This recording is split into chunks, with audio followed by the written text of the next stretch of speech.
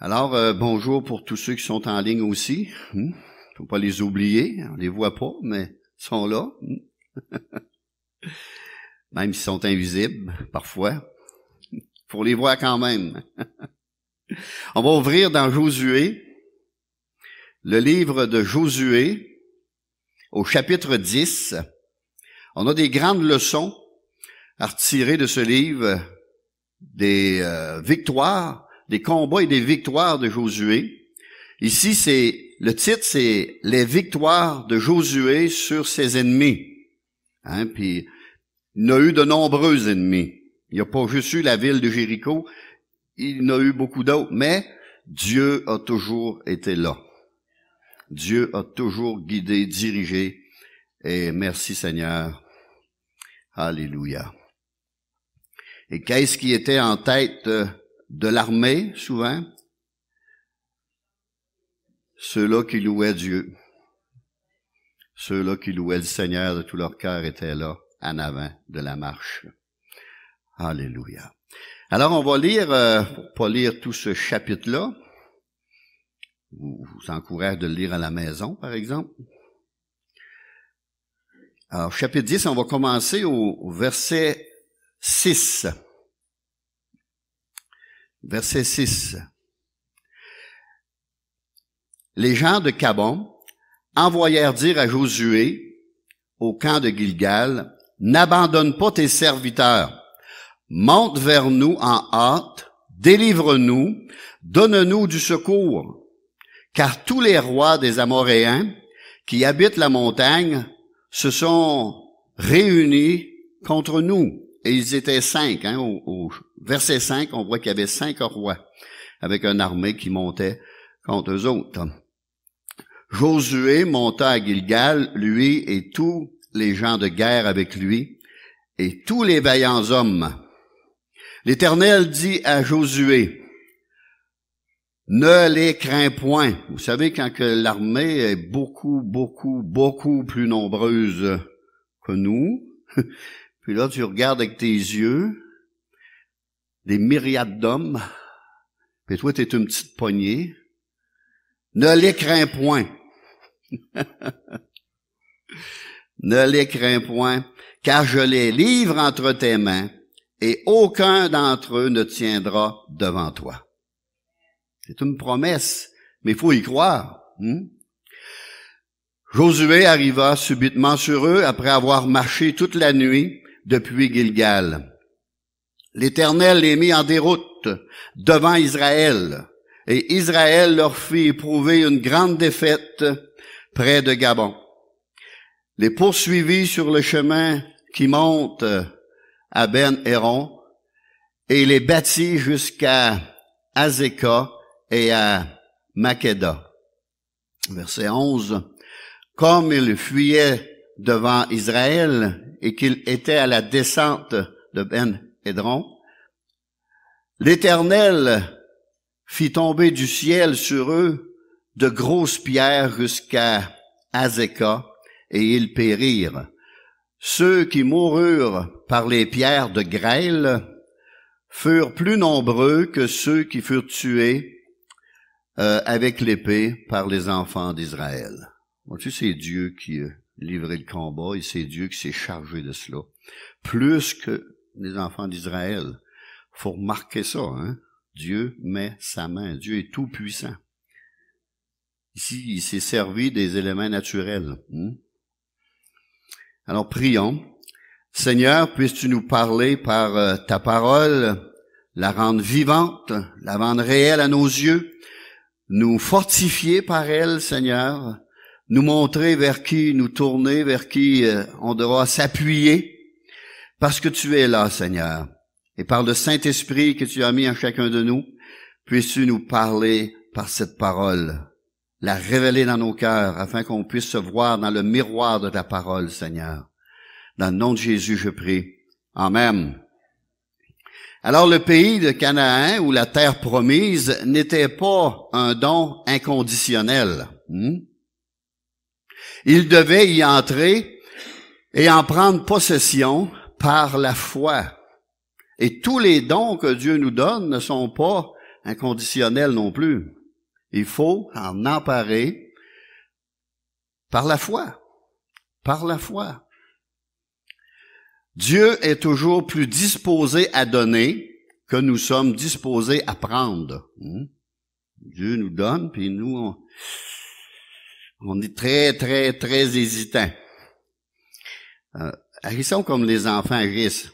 Imaginez-vous que c'est des bonbons, là, puis ce que Dieu nous donne est bon d'abord pour nous. Alors, oui, Seigneur, je le veux. Alors, nous devons avoir la foi en ses promesses, en sa puissance et en sa présence aussi personnelle. Josué 1:5, « Nul ne tiendra devant toi tant que tu vivras. Je serai avec toi, comme j'ai été avec Moïse. Je ne te délaisserai point, je ne t'abandonnerai point. » Et le verset 6, « Fortifie-toi et prends courage. » Là, on a de la misère avec ça, là. Prends courage. Appuie-toi sur mes promesses. Appuie-toi sur ma parole. Prends courage. C'est là qu'on prend courage, qu'on peut se fortifier. Aie bon courage. Ne tombe pas dans le désespoir. Ne tombe pas dans le désespoir. Mais aie bon courage. La foi, c'est ça, c'est s'accrocher fermement après le Seigneur. La promesse de Dieu à Josué, « Je serai avec toi, je ne te délaisserai point. Je ne te délaisserai point. Je ne t'abandonnerai pas. » C'est la promesse que Dieu adresse également à tous les chrétiens qui connaissent des luttes, des combats dans la foi. On va aller voir dans Hébreux 13:5b. Dieu lui-même a dit, « Je ne te délaisserai point, je ne t'abandonnerai point. » Et au verset 6, c'est donc avec assurance, avec foi, que nous pouvons dire, « Le Seigneur est mon aide, je ne craindrai rien. » Le Seigneur est mon aide, je ne craindrai rien. C'est le fun à lire. À vivre, c'est d'autres choses. C'est là qu'il faut resserrer, mes amis. Et si on veut être capable d'accaparer des promesses de Dieu, il faut prier. Il faut prier. C'est dans la prière qu'on se fortifie. C'est dans la prière. Prier continuellement. Prier en tout temps. Prier sans cesse. Prier, prier, prier, prier. Quand on prie pas ce qu'on fait, on chiale. Ça fait qu'il vaut mieux prier. Oui, parce que on parle tout le temps. Des fois, on se retrouve à se parler même. Jamais Jésus n'abandonnera un des siens. Et dans les 12, il n'a jamais abandonné un. C'est plutôt un des 12 qui l'a abandonné, qui l'a trahi. Mais le Seigneur n'abandonne pas. Quand on pense que le Seigneur nous a abandonnés, c'est parce qu'on est en train de s'éloigner de lui, là. C'est nous autres qui s'éloignent, pas lui, là. C'est nous autres. C'est impossible pour lui d'abandonner les croyants. Jamais il ne fera cela, au grand jamais. La présence permanente du Seigneur à nos côtés est aujourd'hui une réalité. Et cela grâce à Jésus-Christ et au don du Saint-Esprit. J'enverrai sur vous mon Saint-Esprit.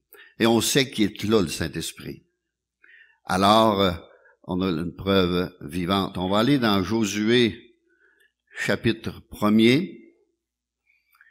Josué, chapitre 1er. On va lire verset 7. « Fortifie-toi seulement. » Fortifie-toi. Vous expliquez qu'est-ce qu'on faisait pour se fortifier? C'est dans la Bible. Faut se fortifier dans la parole de Dieu.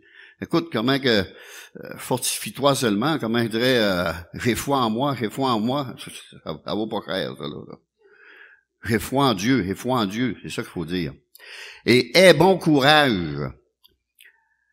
en agissant fidèlement selon toute la loi de Moïse, qui est la parole de Dieu pour nous, mon serviteur, comme ton serviteur t'a prescrite. Ne t'en détourne ni à droite, ni à gauche, j'ai entendu ça ce matin, afin de réussir dans tout ce que tu entreprendras. Que ce livre de la loi ne s'éloigne point de ta bouche, médite-le jour et nuit pour agir fidèlement selon tout ce qui est écrit. Car c'est alors que tu auras du succès dans tes entreprises, c'est alors que tu réussiras. Mais il faut pas que je m'éloigne de ce livre. Sinon, on va être à banqueroute, là. Verset 9. Ne t'ai-je pas donné cet ordre? Fortifie-toi et prends courage. Ne t'effraie point, ne t'épouvante point. La frayeur, c'est une chose, c'est la peur. Mais quand tu es épouvanté, là, tu n'es plus capable de bouger, là. Tu n'es plus capable de faire un pas, là. T'es saisi, là. Alors Dieu lui dit, ne t'épouvante pas. C'est parce qu'il connaît l'être humain, hein? Car l'Éternel, ton Dieu, est avec toi dans tout ce que tu entreprendras. Ça, c'est épouvanté, c'est quand tu vois beaucoup plus fort que toi en avant, là, puis pensez à David et Goliath, là, il aurait pu s'épouvanter, là, devant Goliath, là, puis trembler, puis se mettre à trembler, puis dire, jamais, je suis déjà mort. Mais non, il a été, à sa grande surprise, il a réussi parce qu'il a obéi au Seigneur. Puis il a été au nom de Dieu. Alors, nous nous fortifions en lisant et en mettant en pratique, en obéissant à la parole dans tous les domaines de notre vie. Tous les domaines, pas juste ces petits domaines en particulier, mais dans tous les domaines de notre vie. Puis je sais qu'il y a des domaines qu'on veut pas que Dieu mette sa main. Hein, Seigneur, ça, ce petit caprice-là, laisse-moi les dons.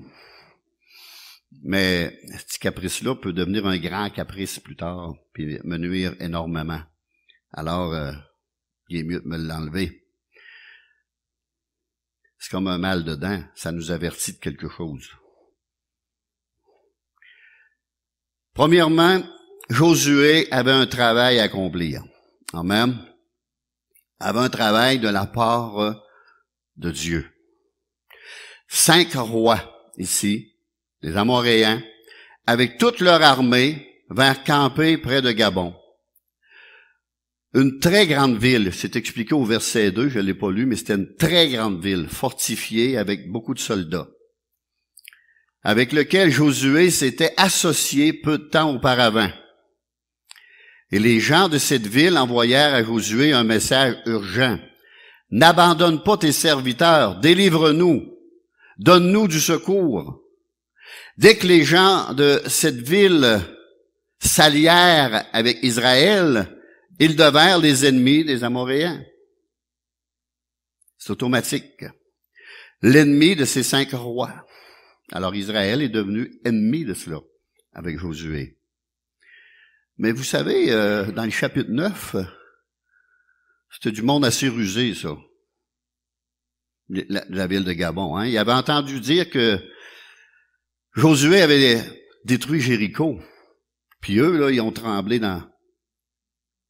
Puis là, ils se sont déguisés. Ils se sont déguisés. Puis ils ont été cognés à la porte d'Israël.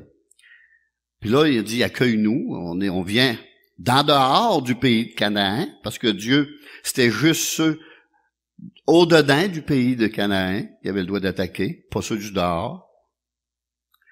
Alors, ils se sont fait passer pour des gens du dehors. Puis là, ils ont été réclamés, ils disent, on va être des serviteurs, puis tout. Puis eux, ils n'ont pas pris le temps de chercher la face de Dieu. Ils n'ont pas eu le temps de consulter l'Éternel, parce qu'il était juste quelques-uns. Puis ils ont fait une alliance avec eux, puis des promesses. Fait qu'ils ont été pognés avec, là. Puis, vu qu'ils avaient fait des promesses, une alliance, ben, ils ont respecté cela. On avait juste à pas en faire. Ils ont respecté cela. Puis là, C'est ça, ces ennemis-là, ils allaient attaquer cette ville-là. Mais là, viens nous défendre.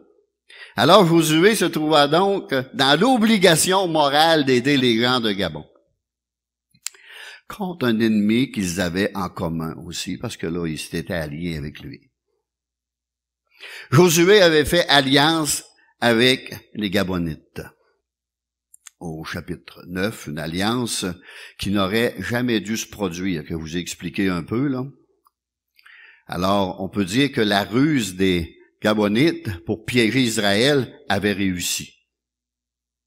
Mais, quand on regarde l'histoire qui s'est passée avec ces gens-là, finalement, ils se sont convertis, puis ont été utiles dans le temple, puis un peu partout, puis on voit ça dans la suite. Ça fait que c'est un peu comme la Bible nous dit. Si t'es chrétien, marie un chrétien. Mais des fois, on tombe en amour avec un qui ne l'est pas.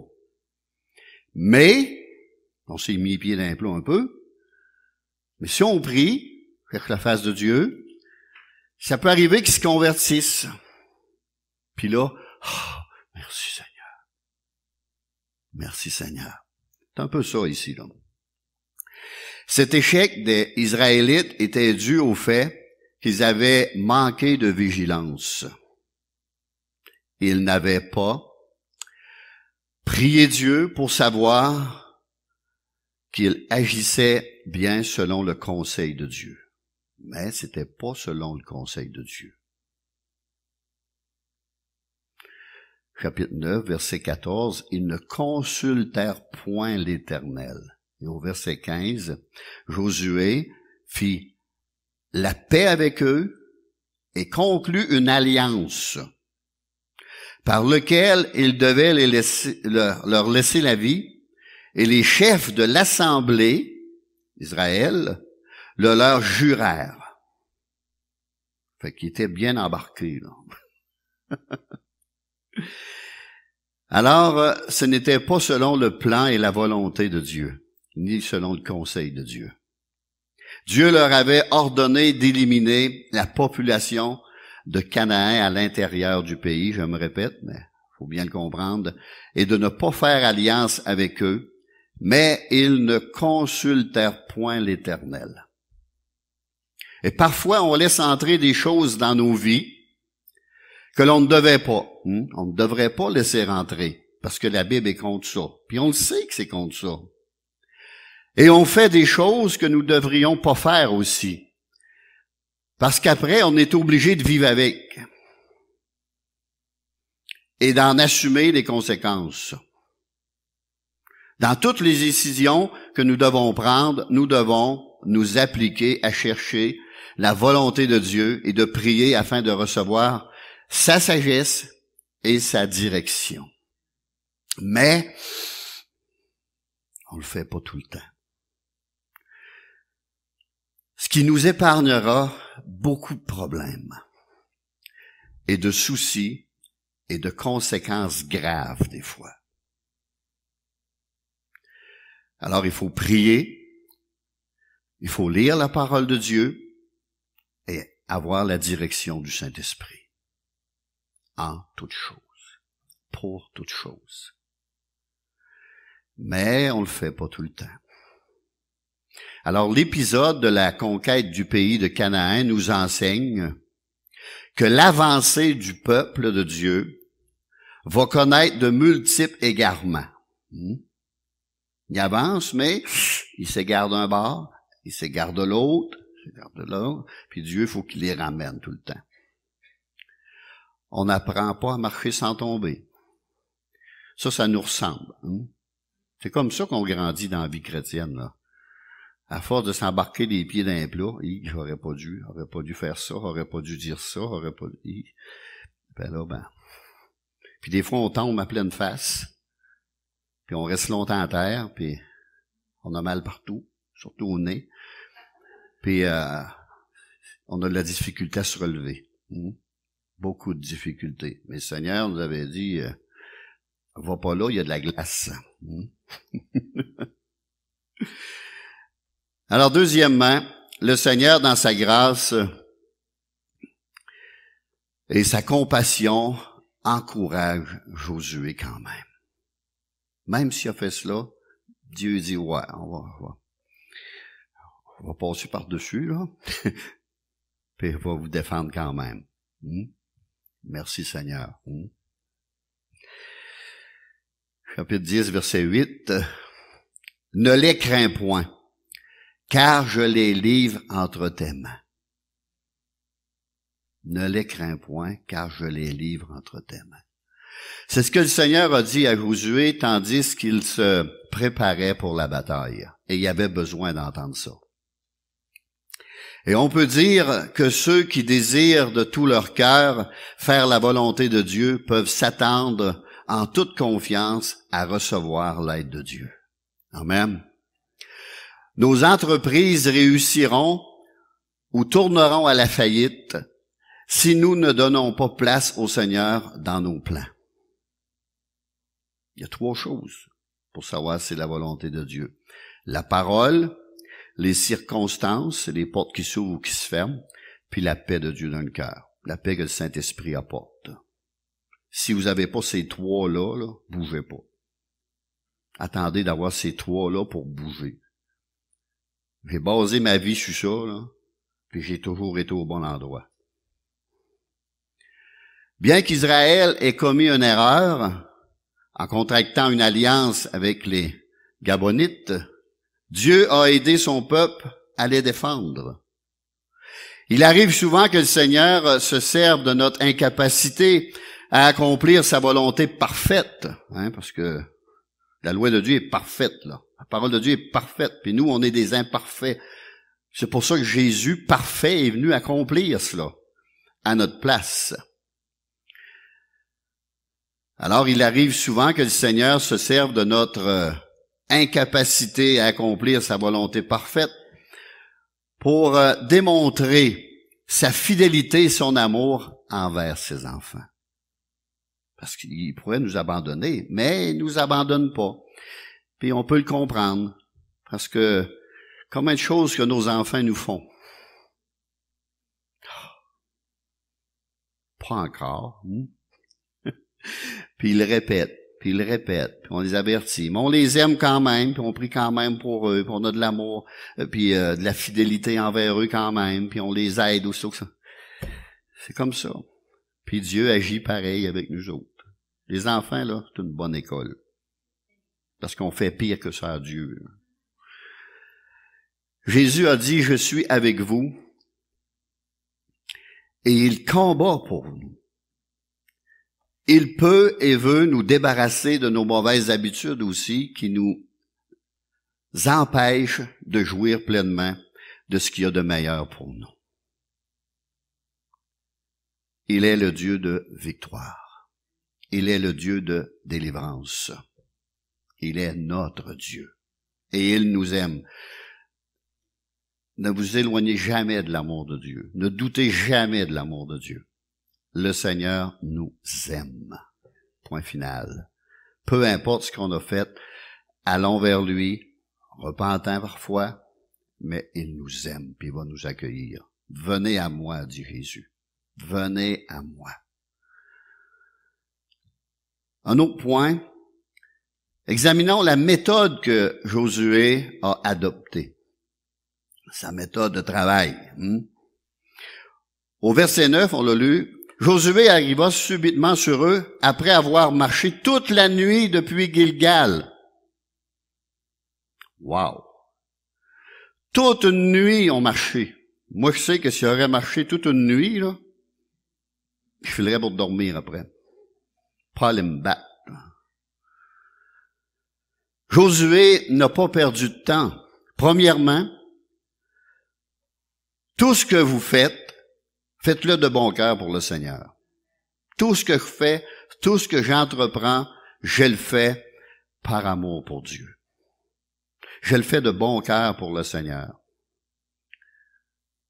Puis il faut s'appliquer à bien le faire. Deuxièmement, après avoir marché toute la nuit, il y a un prix à payer, des sacrifices à faire, où il y a parfois, oui, des sacrifices de notre part, un long moment de prière, peut-être une nuit même de prière, peut-être ajouter du jeûne à cela. Ils avaient marché 30 kilomètres pendant la nuit. Regardez, ça donnait 30 kilomètres. 30 kilomètres, là. Moi, je serais fini, là. Ça fait que les hommes, ils n'ont pas arrivé en forme, tout à fait, là. Là, t'allais te battre contre une armée, là, pas mal plus supérieure que la tienne.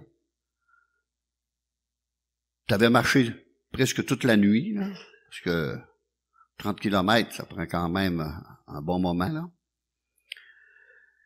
Puis là, t'arrives pour te battre, là.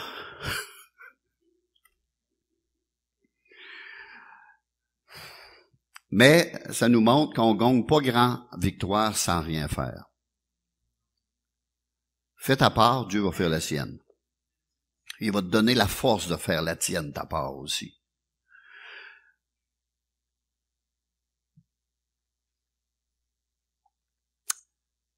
Ceux qui entrent prennent de grandes choses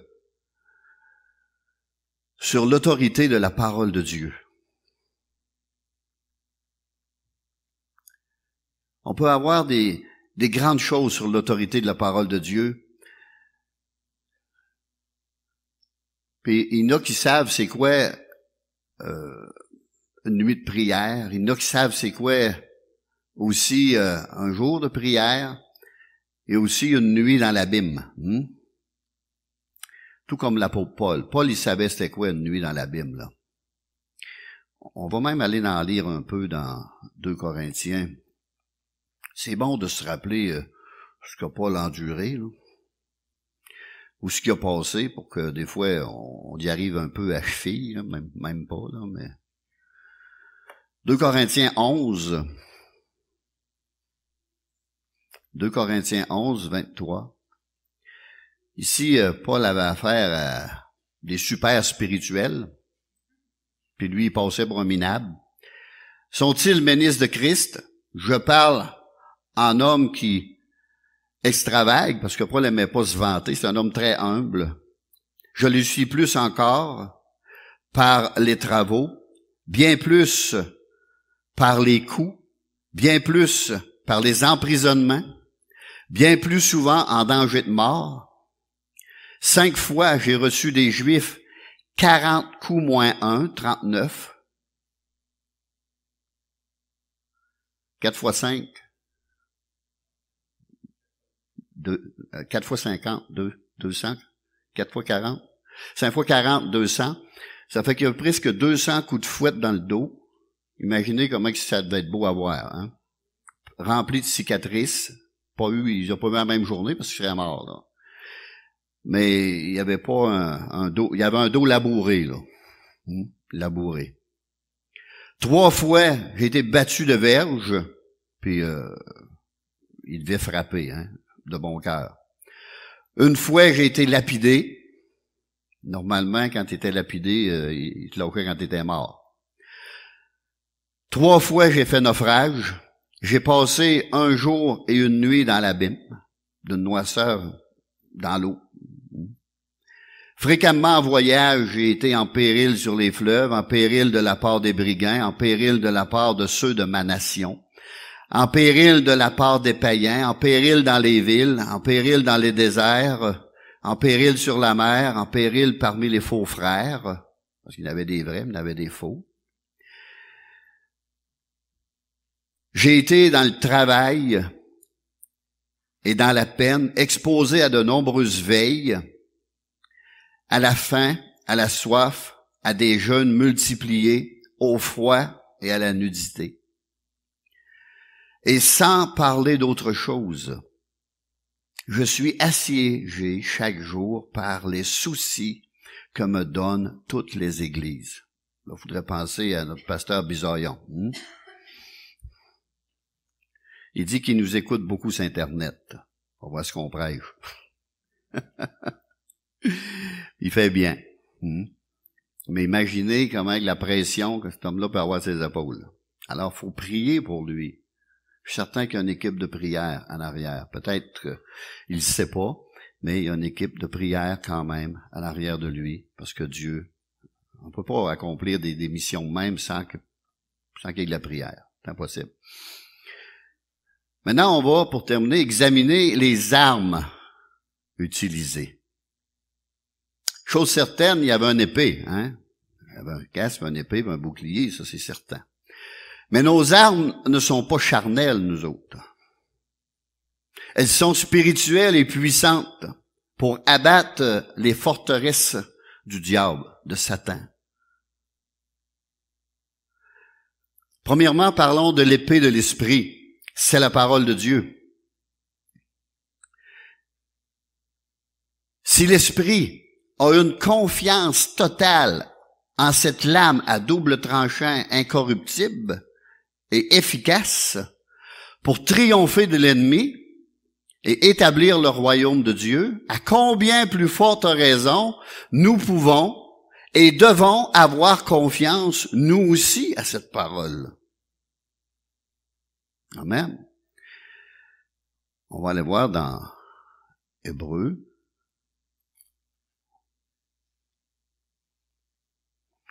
chapitre 4, verset 12. Car la parole de Dieu est vivante et efficace, plus tranchante qu'une épée quelconque à deux tranchants, pénétrant jusqu'à partager âme et esprit, jointure et moelle. Elle juge les sentiments et les pensées du cœur. On l'a chanté ce matin. Nulle créature n'est cachée devant lui, mais tout est nu et découvert aux yeux de celui à qui nous devons rendre compte. On doit rendre compte. Cette épée-là qu'on a. C'est cette épée-là, l'épée de l'esprit. Comme une épée, la parole de Dieu a la capacité d'aller faire son œuvre jusqu'aux endroits les plus cachés de l'être humain. Sonde-moi, ô Dieu, et connais mon cœur. Oui. Parce que nous, on n'est pas capable de le faire. Parce que notre cœur, il n'est pas encore assez droit, assez bon pour se sonder nous-mêmes. Ça prend l'esprit pour nous sonder. Parce que nous autres, on va voir juste des bonnes choses. Puis l'esprit, lui, il va faire ressortir ce qui est pas bon aussi. La parole de Dieu, quand elle décrit un homme, elle décrit David avec ses qualités et ses défauts. La parole de Dieu est comme ça. Tu as des qualités, oui, je l'admets, mais souviens-toi, tu es un pécheur. Alors les enfants d'Israël, deuxièmement, avaient une autre arme. Josué 10:10. Et l'Éternel les a mis en déroute avec cela. Ils ont mis en déroute l'ennemi devant Israël, et Israël leur fit éprouver une grande défaite, et Israël les poursuivit. Il les a poursuivis. Puis, dans mes notes, quand ils poursuivaient, là, ça montait 2 kilomètres de long. À travers les rochers, puis tout. Ils ont pas poursuivi d'une chose facile, là.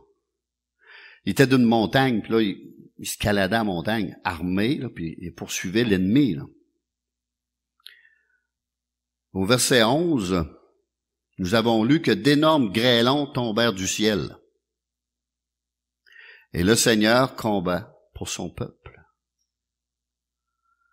Dieu a combattu pour son peuple. Et vous savez, il n'y a pas un Israélite qui a été touché par un grêlon.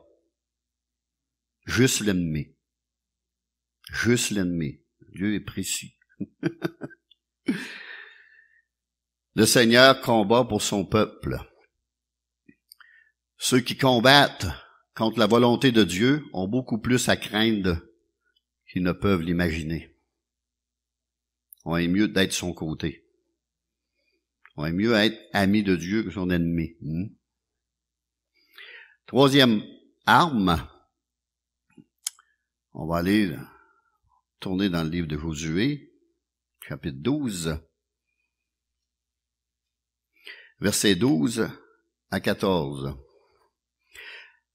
Alors Josué parla à l'Éternel, et le jour où l'Éternel livra les Amoréens aux enfants d'Israël, et il dit en présence d'Israël, écoutez bien là, soleil, arrête-toi sur Gabon, et toi, lune, sur la vallée d'Ajalon.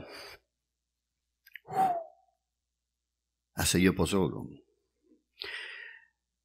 Et le soleil s'arrêta et la lune suspendit sa course, jusqu'à ce que la nation eût tiré vengeance de ses ennemis.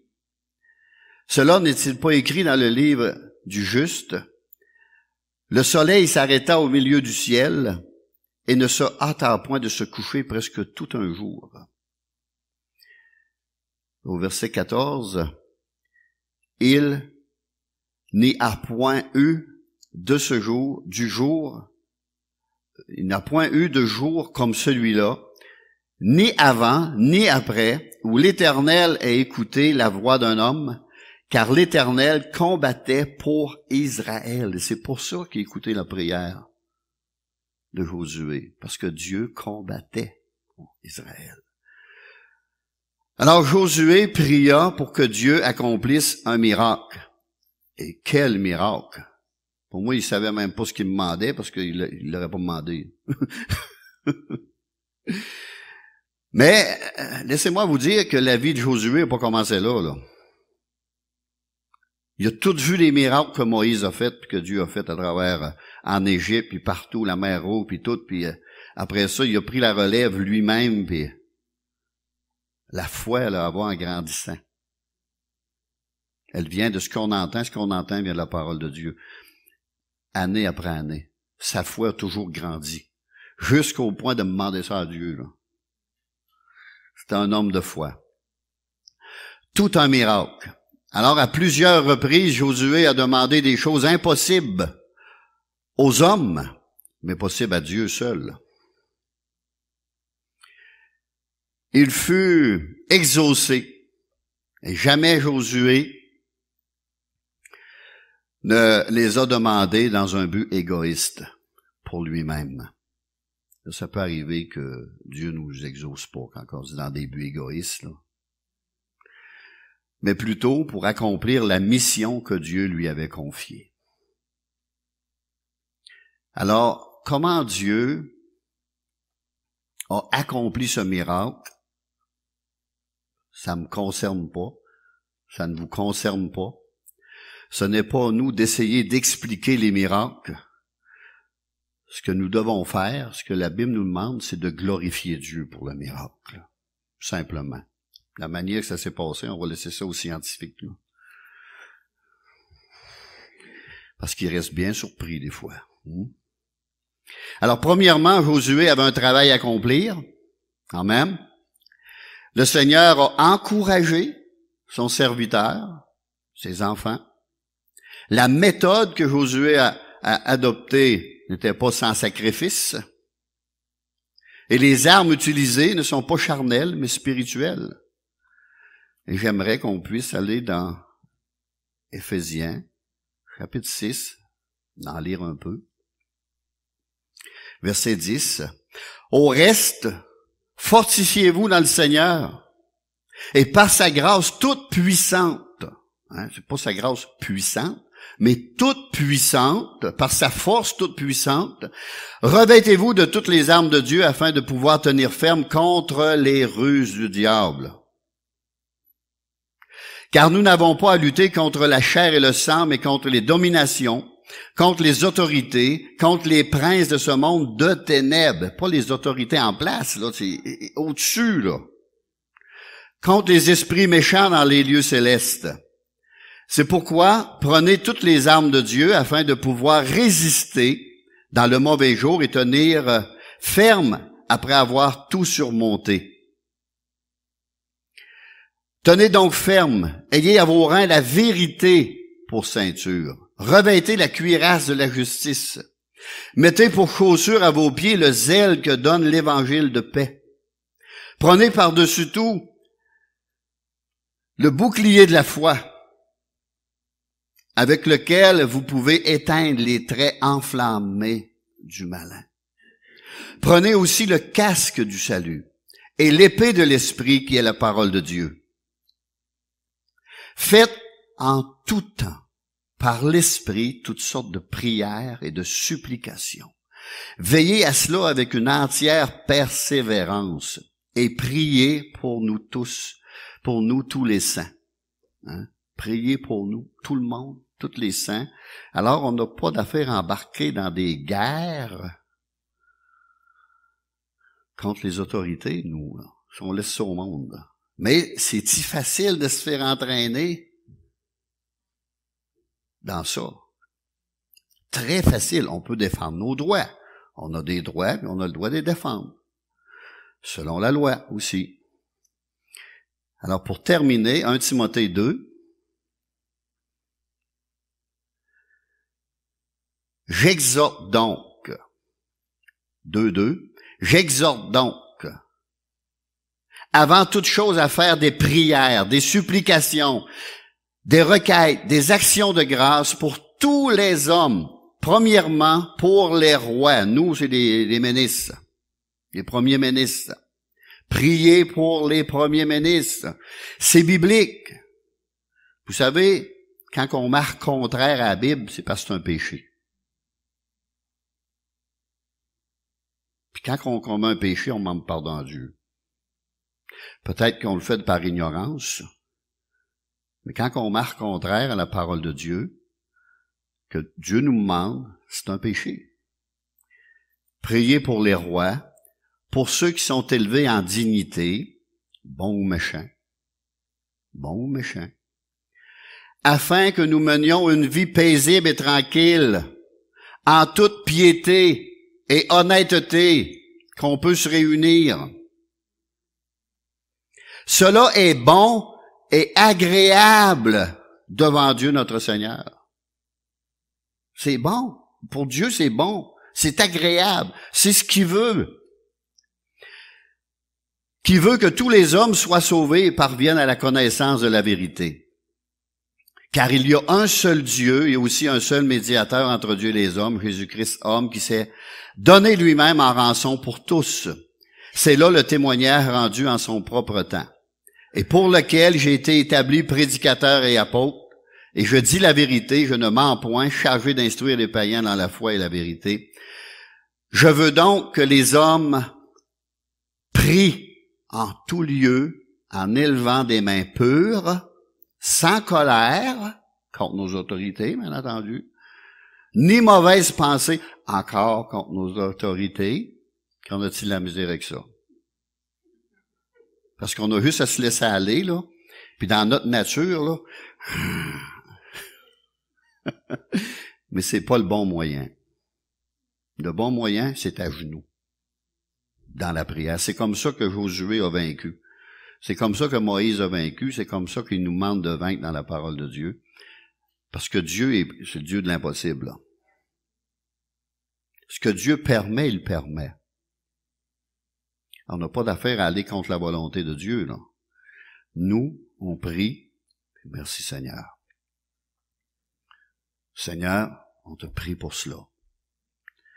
Dernièrement, toutes les églises du Québec se sont réunies, n'ont pas été en guerre, là, à table, avec les ministres, premiers ministres, puis la santé, puis ont expliqué d'enlever le code des églises. Pas longtemps après, ils l'ont tout enlevé. C'est pour ça qu'on peut se réunir aujourd'hui. Ils ont prié. Il y en a qui ont passé des nuits en prière. Puis là, on a un couple qui est venu ici la semaine passée, lundi, aumônier, un pasteur, qui a une porte ouverte à Québec au Parlement. Puis il se présente comme aumônier. Puis il prie. Il dit, nous, on vient ici, pas pour les condamner, on vient ici pour vous bénir. Parce qu'il y a plusieurs églises qui prient pour vous. Hein? Quelqu'un qui prie pour nous? Oui. Vous allez sur tel site, telle place, vous allez voir toutes les prières qui montent pour vous, vers Dieu. Parce qu'imaginez la pression qu'ils ont, là. Puis les décisions qu'ils en prennent. Même s'ils sont païens, Dieu va les éclairer. On le voit dans l'Ancien Testament que Dieu lui parlait pareil, là. Les autorités, c'est Dieu qui a institué ça, là. Ça veut pas dire de les écouter quand ils marquent 100% contre la Bible, là. Ça, on a le droit de... faut rester biblique, là. Mais, faut pas embarquer dans cette guerre-là, puis être rempli d'amertume, d'animosité, puis de rage, puis de colère, puis vouloir tout tuer autour de nous. C'est contre la volonté de Dieu, 100%. J'aurais pu lire aussi dans Pierre, là. Pierre nous exhorte encore comme Paul l'a fait dans Timothée, là. Alors, il faut se ressaisir des fois, puis dire, ouf, quelle voie suis-je, là? Au moins, Seigneur,